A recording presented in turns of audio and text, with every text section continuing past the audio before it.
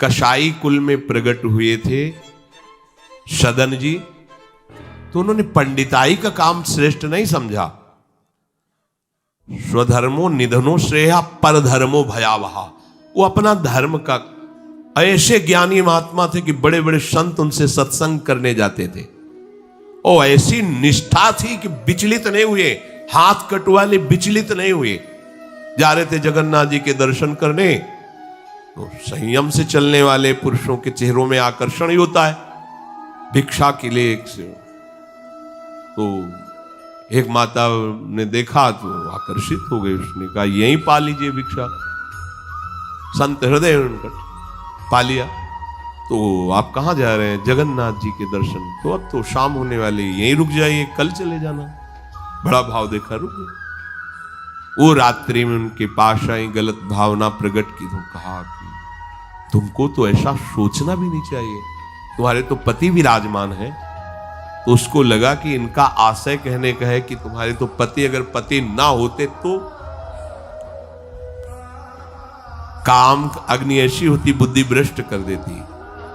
आई और कहा अब तो पति को राधे राधे कर दिया, तो अब ऐसा तूने कैसे सोच लिया, तेरी ऐसी भावना।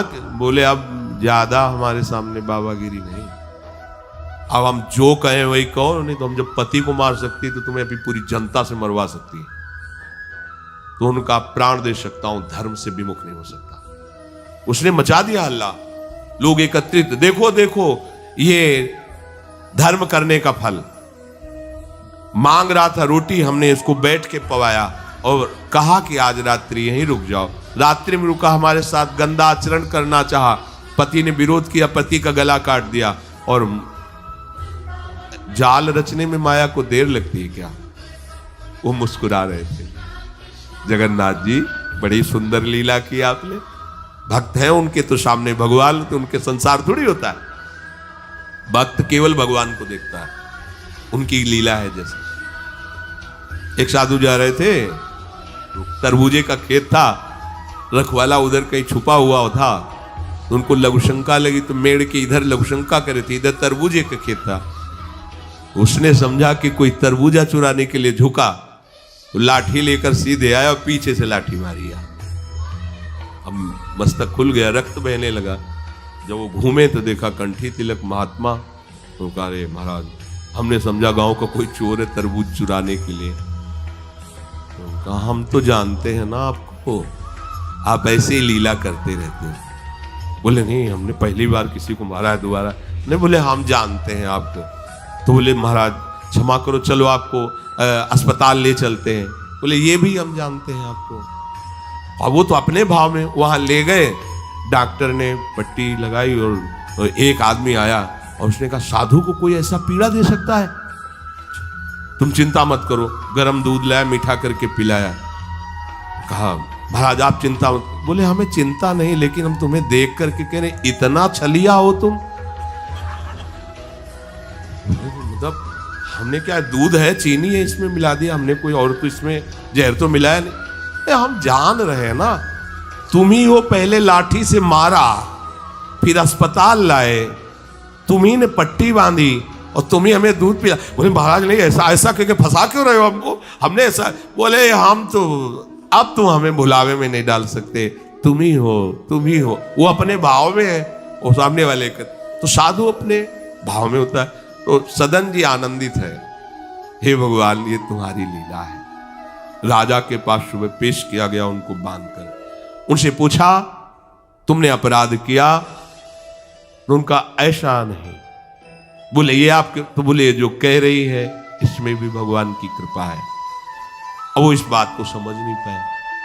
एक बार उन्होंने कह दिया ऐसा नहीं, पर जब दोबारा कि ये तो सत्य कह रही, तो उनका ये भी भगवान की इच्छा होगी, इसमें भी भगवान की कृपा है।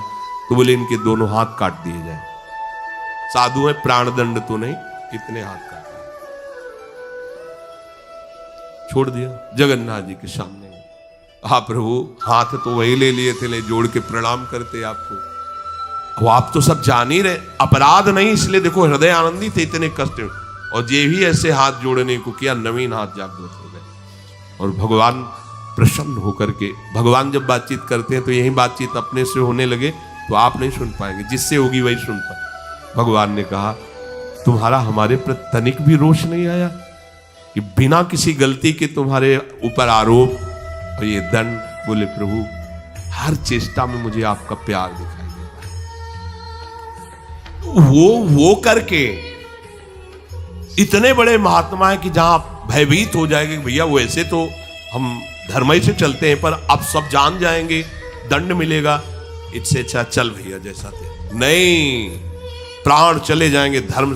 और कार्य क्या करते हैं, ये अपने कर्म को छोटा मत समझो, चाहे किसानी हो चाहे व्यापार हो, छोटी सी दुकान है, अच्छा है, नाम जप कर रहे हो, 10 20 50 100 जो भी मिले, आटा दाल नमक रोटी खाओ पियो, तुम्हारा परिवार आगे चलकर बहुत उन्नति को प्राप्त होगा।